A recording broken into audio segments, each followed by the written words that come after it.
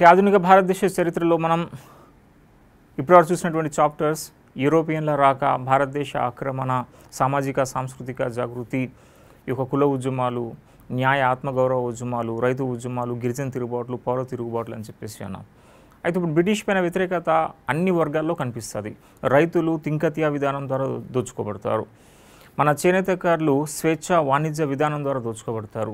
గిరిజన హక్కులు హరించబడతాయి. అనేక మంది పౌరులు వివిధ పన్నుల కారణంగా వాళ్ళు వేధింపులకు గురవుతారు. ప్రతి వర్గం కూడా బ్రిటిష్ పైన వ్యతిరేకత పెంచుకొని ఉంటుంది. సో అది పెద్ద తిరుగుబాటుకి దారితీస్తుంది. ఆ తిరుగుబాటుయే 1857 తిరుగుబాటు, 1857 రివోల్ట్ అని చెప్పేసి అంటాం. ఇప్పుడు మన ఇండియన్ హిస్టరీలో ఆధునిక భారతదేశ చరిత్రలో నెక్స్ట్ చాప్టర్ ఈ యొక్క 1857 రివోల్ట్. ఓకే, ఇప్పుడు నెక్స్ట్ చాప్టర్ మనకి ఆధునిక భారతదేశ చరిత్రలో 1857 సిపాయిల తిరుగుబాటు. దీన్ని ఇంగ్లీష్లో అంటారు 1857 సిపాయిస్ మ్యూటినీ.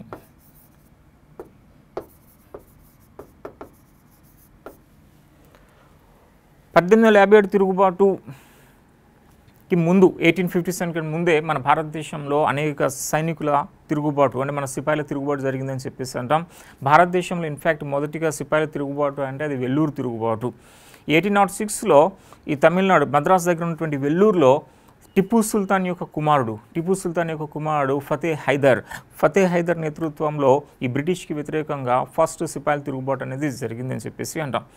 ఆ తర్వాత ఈ పాయికా తిరుగుబాటు అని చెప్పేసి ఒరిస్సా ప్రాంతంలో జరుగుతుంది. పాయికా తిరుగుబాటు, ఇంకా అనేక ఇతర తిరుగుబాట్లు అనేవి జరిగాయి. ఇప్పుడు 1857 రివోల్ట్.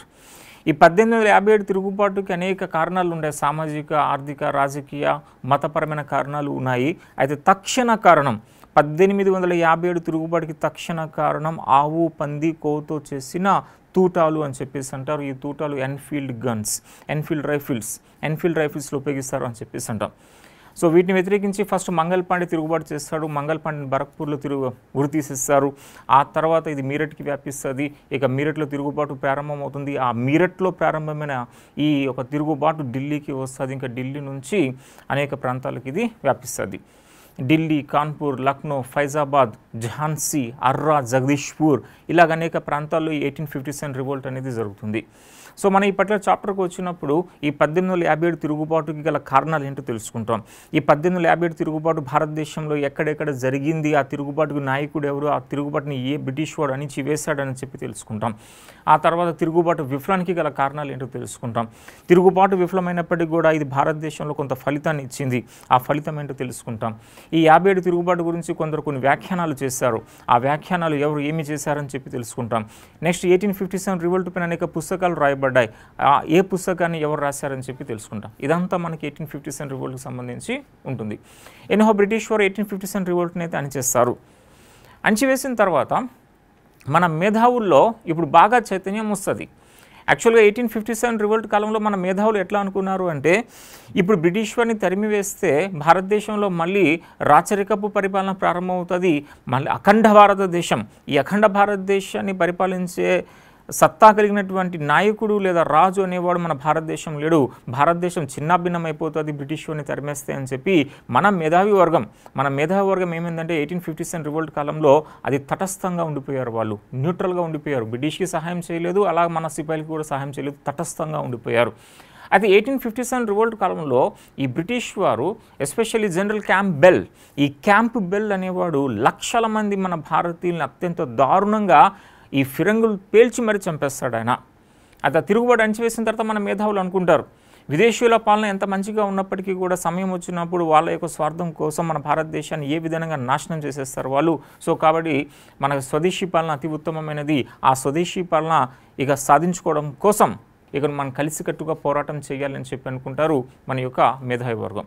ఆ కలిసికట్టు భావన 1857 రివోల్ట్ తర్వాత మన మేధావులు చాలా పెద్ద ఎత్తున ఐకమత్యం వస్తుంది, కలిసికట్టు భావన వస్తుంది. ఆ కలిసికట్టు భావన అనేది ఏమైందంటే తర్వాత కాలంలో ఒక గొప్ప ఆర్గనైజేషన్, ఒక గొప్ప సంస్థ ఏర్పాటుకు దారితీస్తుంది. ఆ సంస్థయే 1885లో ఇండియన్ నేషనల్ కాంగ్రెస్ అని చెప్పేసి అంటాం. ఈ ఇండియన్ నేషనల్ కాంగ్రెస్ని అలన్ ఆక్టావియన్ హ్యూమ్ హ్యూమ్ అనేవాడు స్థాపిస్తాడు 1885లో. అయితే దానికి అనేక మంది మన భారత మేధావి వర్గం మద్దతు ప్రకటిస్తుంది. అయితే ఆ మేధావులు అప్పుడు మద్దతు ప్రకటించారంటే గతంలో వారిలో అనేక రకాల ఐకమత్యం అనేది వచ్చి ఉంది 1857 రివోల్ట్ తర్వాత. సో ఐకమత్య భావం ఏంది 1885లో ఐఎన్సీ స్థాపనకు దారి తీసిందని చెప్పేసి అంటాం. ఇప్పుడు 1885లో స్థాపించబడిన ఈ ఐఎన్సీ భారతదేశంలో ఏం చేస్తుందంటే ఈ యొక్క భారతీయ హక్కులను సాధించడం కోసం ప్రయత్నం చేస్తుంది. ఆ తర్వాత ఈ బ్రిటిష్ వారిని భారతదేశం నుంచి తరిమి కొట్టి భారతదేశాన్ని స్వాతంత్రం తీసుకురావాలని చెప్పి ప్రయత్నం చేస్తుంది. దాంతో మన భారతదేశంలో ఏమైందంటే గొప్ప ఉద్యమం స్వాతంత్ర సంగ్రామం అనేది స్టార్ట్ అవుతుంది. ఈ స్వాతంత్ర సంగ్రామం అనేది మొత్తం భారతదేశంలో జరుగుతుంది కాబట్టి జాతీయ స్థాయిలో జరుగుతుంది కాబట్టి దీన్ని జాతీయ ఉద్యమం నేషనల్ మూవ్మెంట్ అని చెప్పేసి అంటారు. అంటే ఇప్పుడు 1857 రివోల్ట్ తర్వాత నెక్స్ట్ చాప్టర్ మన మోడర్న్ హిస్టరీలో ఏముంటుందంటే జాతీయ ఉద్యమం అని చెప్పేసి ఉంటుంది. దీన్ని ఇంగ్లీష్లో నేషనల్ మూవ్మెంట్ అని చెప్పి అంటాం. దీన్నే స్వాతంత్ర సంగ్రామం అంటారు, ఇంగ్లీష్లో ఫ్రీడమ్ స్ట్రగుల్ అని చెప్పేసి అంటారు. ఏంటి నేషనల్ మూవ్మెంట్ అంటే మన భారతదేశాన్ని బ్రిటిష్ వాడు ఆక్రమణ చేస్తాడు. ఈ Anglo Carnatic, Anglo Mysore, Anglo Maratha, Anglo Sikh యుద్ధాలు, ప్లాసీ, బక్సర్ యుద్ధాలు చేసి భారతదేశాన్ని ఆక్రమణ చేసిస్తాడు ఈ బ్రిటిష్ వాడు. ఇప్పుడు బ్రిటిష్ వాడు పరిపాలన చేస్తున్నాడు. బ్రిటిష్ వాడు పరిపాలన చేసి మన రైతులను దోచుకుంటున్నాడు, చేనేతకారులను దోచుకుంటున్నాడు, అనేక మంది సంస్థానాధీశుల్ని, జమీందారుల్ని, పౌరుల్ని దోచుకుంటూ ఉన్నాడు. ఇప్పుడు వీళ్ళందరిలో వ్యతిరేకత వచ్చింది, తిరుగుబాటు 1857లో జరిగింది. కానీ ఆ తిరుగుబాటుని బ్రిటిష్ వాడు అణిచివేసేశాడు. అయితే ఇప్పుడు ఏమనుకున్నారు, మన భారతదేశంలో జాతీయ స్థాయిలో అనేక మంది నాయకులు ఏకమవుతారు. ఈ భారతదేశాన్ని కొల్లగొడుతున్నటువంటి ఈ బ్రిటిష్ వారిని మన మాతృదేశం నుంచి తరిమి కొట్టాలి అని చెప్పేసి అనుకుంటారు. అప్పుడు ఆ తరిమి కొట్టాలని చెప్పేసి మన భారతీయులు ఏకమయ్యారుగా. ఇప్పుడు వాళ్ళు ఉద్యమాన్ని చేపడతారు తరిమి వేయడం కోసం. ఆ ఉద్యమాన్నే జాతీయ ఉద్యమం లేదా స్వాతంత్ర సంగ్రామం అని చెప్పేసి అంటారు. మన ఆధునిక భారతదేశ చరిత్రలో అతి ముఖ్యమైన చాప్టర్, అతి పెద్ద చాప్టర్ ఈ యొక్క జాతీయ ఉద్యమం. ఇప్పుడు నెక్స్ట్ చూడబోయే చాప్టర్ 1857 రివోల్ట్ తర్వాత జాతీయ ఉద్యమం.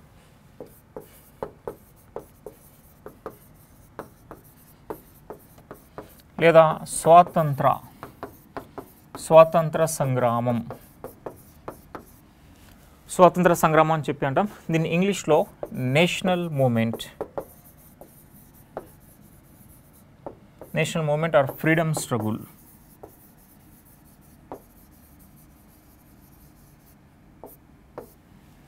ఓకే, జాతీయ ఉద్యమం లేదా ఈ స్వాతంత్ర సంగ్రామం national movement or freedom struggle.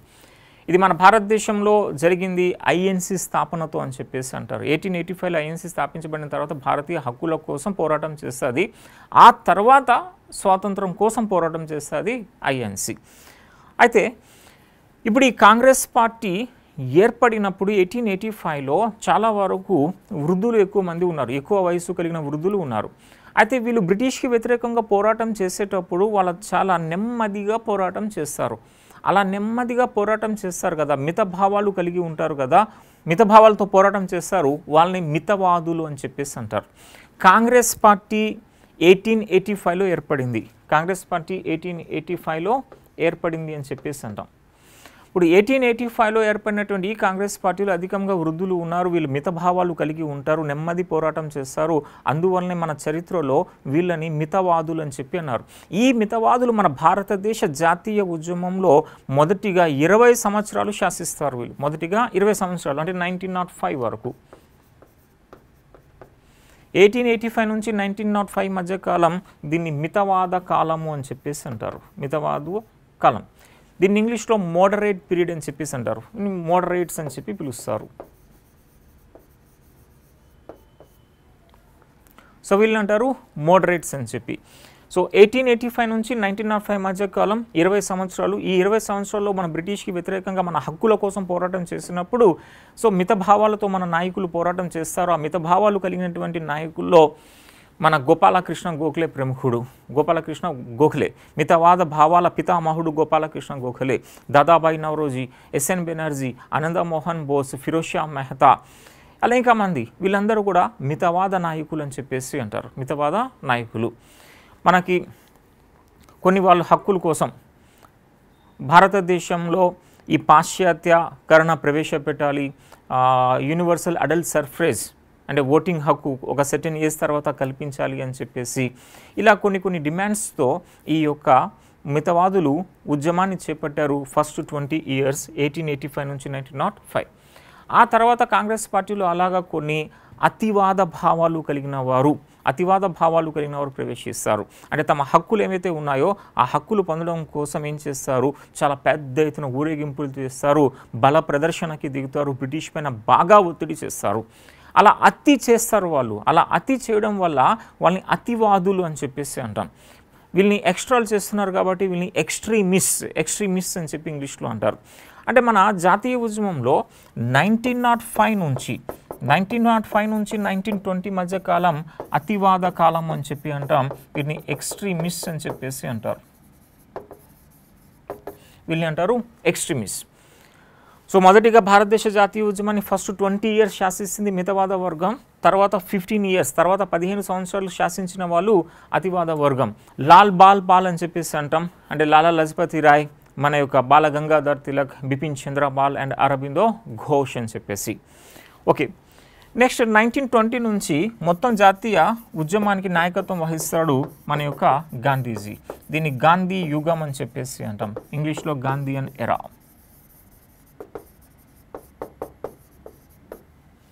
Gandhian ఎరా అని చెప్పేసి అంటాం. అంటే మన భారతదేశ జాతీయ ఉద్యమం 1885 నుంచి 1947 సుమారు 62 సంవత్సరాలు పోరాటం. ఈ యొక్క పోరాటంలో మూడు ప్రధానంగా కనిపిస్తారు మనకి, మూడు భావాలు కలిగి మితవాదులు, అతివాదులు, గాంధీ యుగం అని చెప్పి. అయితే దీంతో పాటుగా ఈ మితవాదులకి, అతివాదులకి, గాంధీజీకి కూడా సమకాలికంగా ఉండి బ్రిటిష్ వాడు తప్పు చేస్తే వాడి ప్రాణాలు తీసేద్దామని చెప్పి బయలుదేరుతారు ఒక విప్లవాత్మక ఉద్యమకారులు. అప్పటి కాలంలో బ్రిటిష్ వాళ్ళని విప్లవాత్మక తీవ్రవాదులు, రివల్యూషనరీ టెర్రరిస్ట్స్ అని చెప్పేసి అంటారు. రివల్యూషనరీ టెర్రరిస్ట్స్ మన రాంప్రసాద్ బిస్మిల్, రాజేంద్ర నహరి, రోషన్ సింగ్, అష్ఫాకుల్లా ఖాన్, ఈ యొక్క భగత్ సింగ్, రాజ్గురు, సుఖ్దేవ్, చంద్రశేఖర్ ఆజాద్, వీళ్ళందరూ కూడా రివల్యూషనరీ టెర్రరిస్ట్గా పరిగణించబడతారు. అంటే విప్లవకారులు అని చెప్పేసి మనం అంటాం. వాళ్ళు 1897 నుంచి 1931 వరకు మన భారతదేశ జాతీయ ఉద్యమంలో తీవ్రవాద తరహాలో, అంటే తప్పు చేసిన వాడిని చంపేయడం అని చెప్పేసి ఒక రివల్యూషనరీ తరహాలో విప్లవాత్మక ఉద్యమాన్ని చేపడతారు. 1897 నుంచి 1931 వరకు ఇది విప్లవాత్మక ఉద్యమ కాలం. విప్లవాత్మక తీవ్రవాద ఉద్యమ అని చెప్పేసి అంటాం. దీని ఇంగ్లీష్లో రివల్యూషనరీ టెర్రరిస్ట్ అని చెప్పేసి అంటారు.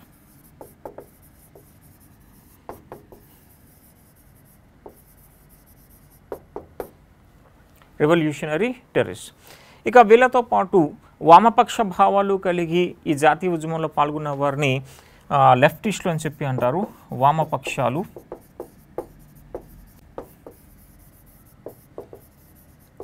లెఫ్టిస్ట్ అని చెప్పేసి అంటాం. అంటే ఇప్పుడు మనం బ్రిటిష్కి వ్యతిరేకంగా స్వాతంత్రం కోసం పోరాటం చేస్తూ ఉన్నప్పుడు ఈ కాంగ్రెస్ పార్టీ క్రియాశీలక పాత్ర పోషిస్తుంది. అదే కాంగ్రెస్ పార్టీ లోపల వివిధ భావాలు కలిగినటువంటి నాయకులు ఉండడంతో ఇప్పుడు ఆ పోరాట కాలంలో ఆ భావాల బేస్ మీదుగా ఆ నాయకుల ఉద్యమ కాలాన్ని మితవాద కాలం అని చెప్పి, అతివాద కాలం అని, గాంధీ యుగం అని చెప్పేసి అన్నారు. ఇక దాంతోపాటు అడిషనల్గా విప్లవాత్మక తీవ్రవాద కాలం అని చెప్పి వస్తుంది, వామపక్ష కాలం అని చెప్పి కూడా వస్తుంది. ఇప్పుడు వీళ్ళందరి గురించి, ఈ 5 గురించి తెలుసుకుంటే ఈ జాతీయ ఉద్యమం అనే చాప్టర్ కంప్లీట్ అవుతుంది. అంటే ఎగ్జామినేషన్ పాయింట్ ఆఫ్ వ్యూలో మన పోటీ పరీక్షల్లో అతి ముఖ్యమైనది మొత్తం ఆధునిక భారతదేశ చరిత్రలో అది ఏ చాప్టర్ అంటే ఈ జాతీయ ఉద్యమం చాప్టర్ అతి ముఖ్యమైనది. సో మనకు అధిక బిట్స్ అనేవి ఈ చాప్టర్ నుంచే వస్తాయి. ఈ మితవాదులు, అతివాదులు, గాంధీ యుగం, విప్లవాత్మక ఉద్యమకారులు అండ్ వామపక్షాలు, వీరి నుంచి అధికంగా వస్తాయి. ఇక నెక్స్ట్ వస్తే కొన్ని ఫ్యాక్ట్ బేస్డ్ చాప్టర్స్ ఉంటాయి. ఆధునిక భారతదేశ చరిత్రలో ఇంకొన్ని ఫ్యాక్ట్ బేస్డ్ చాప్టర్స్.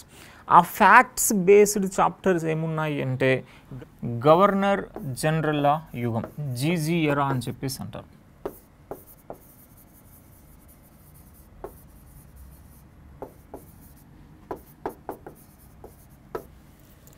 జీజీ అంటే గవర్నర్ జనరల్ యుగం. అదే గవర్నర్ జనరల్ అంటే మనకి భారతదేశంలో బ్రిటిష్ సామ్రాజ్య స్థాపనకు పునాది వేసినటువంటి యుద్ధం ప్లాసీ యుద్ధం అని చెప్పేసి అన్నాం. 1757లో ప్లాసీ యుద్ధం జరిగినప్పుడు బెంగాల్కి గవర్నర్గా ఉన్నది ఎవరంటే డ్రేక్ అనేవాడు బెంగాల్కి గవర్నర్. 1757లో.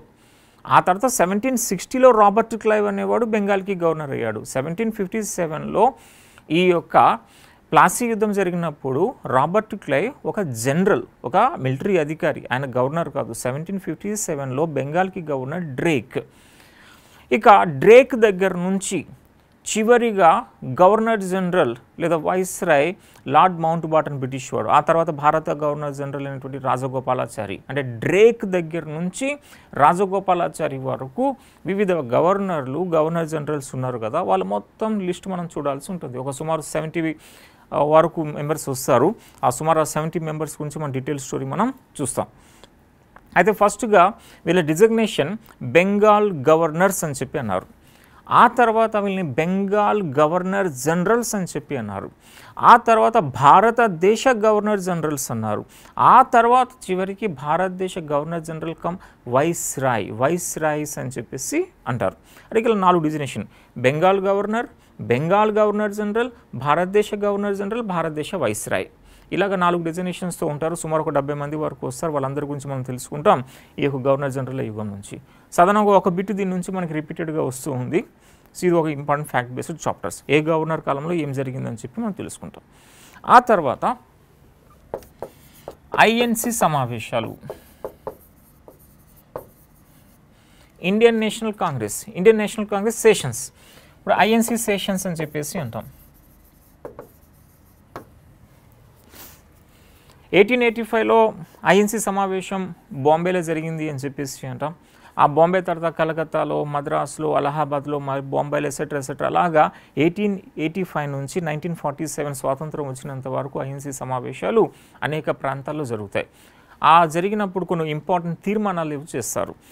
ఆ తీర్మానం ఏ సమావేశంలో చేశారు, ఆ సమయంలో అధ్యక్షుడు ఎవరు అన్నది సాధారణంగా బిట్ అడుగుతూ వస్తుంటాడు మనకి. ఉదాహరణకి పూర్ణ స్వరాజ్ అనే తీర్మానం ఏ ఐఎన్సి సమావేశంలో చేశారు అని చెప్పేసి అంటారు. లాహోర్ ఐఎన్సి సమావేశం 1929 అని చెప్పేసి అంటాం. సో ఈ విధంగా ఏ ఐఎన్సి సమావేశంలో ఏ తీర్మానం చేశారు అని చెప్పి మనకి బిట్ వస్తూ ఉంటుంది. అది కూడా సాధారణంగా ఒకసారి బిట్ 1 అలాగ వస్తూ ఉంటుంది. ఆ మొత్తం ఐఎన్సి సమావేశాలు, ఆ సమావేశాలకు అధ్యక్షత వహించినటువంటి వాడు, ఆ సమావేశంలో తీసుకున్నటువంటి ఆ తీర్మానం ఏమిటి, ఇవన్నీ కూడా డీటెయిల్ స్టోరీ మనం ఇక్కడ చూస్తాం. ఇక చివరిగా కమిటీలు అని చెప్పేసి అంటారు. కమిటీలు బ్రిటిష్ వారు భారతదేశంలో పరిపాలన చేస్తున్నప్పుడు అనేక సంస్కరణలు ప్రవేశపెడతారు. అయితే ఆ సంస్కరణలు ప్రవేశపెట్టేటప్పుడు కొన్ని కమిటీలు పంపిస్తారు. ఉదాహరణకి విట్లీ కమిటీ అని చెప్పేసి అంటాం. ఈ విట్లీ కమిటీ ఏంటి? లేబర్ రిఫార్మ్స్ కోసం. ఇది ఈ యొక్క కార్మికుల సంస్కరణల కోసం విట్లీ కమిటీ అని చెప్పేసి వస్తుంది. లిన్ లిత్గో కమిటీ అని చెప్పి వస్తుంది, అగ్రికల్చర్ రిఫార్మ్స్ కోసం వస్తుంది. మాన్క్రీఫ్ కమిటీ అని చెప్పి అంటాం, ఇరిగేషన్ కోసం వస్తుంది. హాలాండ్ కమిటీ అని చెప్పి వస్తుంది, పరిశ్రమల కోసం అని చెప్పేసి అంటాం. రాబర్ట్ కమిటీ, అక్వర్త్ కమిటీ అని చెప్పి వస్తుంది, రైల్వేల సంస్కరణల కోసం. సో ఈ విధంగా మన భారతదేశంలో బ్రిటిష్ వాడు అనేక కమిటీలను పంపిస్తాడు. మనకి అప్పుడప్పుడు ఏం చేస్తాడంటే ఏ కమిటీ ఏ సంస్కరణ కోసం వచ్చింది అని చెప్పి అడుగుతూ ఉంటాడు. సో ఆ విధంగా ఇప్పుడు ఈ కమిటీలు మొత్తం డీటెయిల్ స్టోరీ ఇక్కడ మనం చూస్తాం. సో ఆధునిక భారతదేశ చరిత్రలో ప్రముఖ చాప్టర్లు ఇవి వస్తాయి. దీంతో పాటుగా మిస్లేనియస్గా 14వది ఇతర అని చెప్పి అంటాం. ఈ మిస్లేనియస్లో మనకు కనిపించేది ఏంటి అంటే ఈ యొక్క బ్రిటిష్ పాలనా కాలంలో పాలనా విధానాలు ఎలాగా ఉన్నాయి, బ్రిటిష్ పాలనా విధానాలు అని చెప్పేసి ఆర్థికపరమైన విధానాలు, సామాజిక పరమైన విధానాలు ఎట్సెట్రా అని చెప్పి వస్తాయి. బ్రిటిష్ సార్వభౌమాధికారంకి సంబంధించి, బ్రిటిష్ యొక్క ట్రేడింగ్ పాలసీస్కి సంబంధించి కొన్ని మిస్లేనియస్ అంశాలు అనేవి మనకు కనిపిస్తాయి. అలా ఆధునిక భారతదేశంలో మిస్లేనియస్ అంశాలన్నీ కూడా ఇక్కడ మనం చూస్తాం. ఇప్పుడు దీనికి అడిషనల్గా ఇంకా ఆధునిక భారతదేశ చరిత్రలో మనం చూసే పోస్ట్ ఇండిపెండెన్స్ ఎరా అంటే స్వాతంత్ర అనంతరం సంఘటనలు అని చెప్పేసి. ఇక 15వ చాప్టర్గా స్వాతంత్ర అనంతర సంఘటనలు.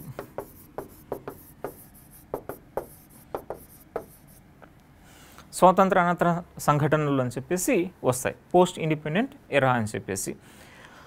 ఓకే, ఇప్పుడు ఈ పోస్ట్ ఇండిపెండెంట్ ఎరాలో మన ప్రిన్స్లీ స్టేట్స్ అంటే సంస్థానాలు ఎలాగ భారతదేశంలో విలీనమయ్యాయి అని చెప్పేసి, ఆ తర్వాత భారత్ పాకిస్తాన్ యుద్ధం, తర్వాత భారత్ చైనా యుద్ధం, ఇలాగ అనేక ఘట్టాలు ఉంటాయి మనకి. ఈ సంఘటనలన్నీ కూడా ఈ పోస్ట్ ఇండిపెండెంట్ ఎరాలో మనకి కనిపిస్తాయి.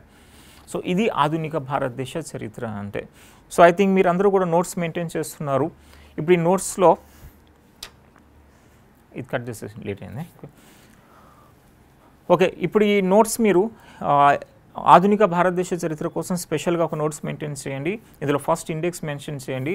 ఆ ఇండెక్స్లో ఇప్పుడు 15 చాప్టర్లు మనకి వచ్చాయి.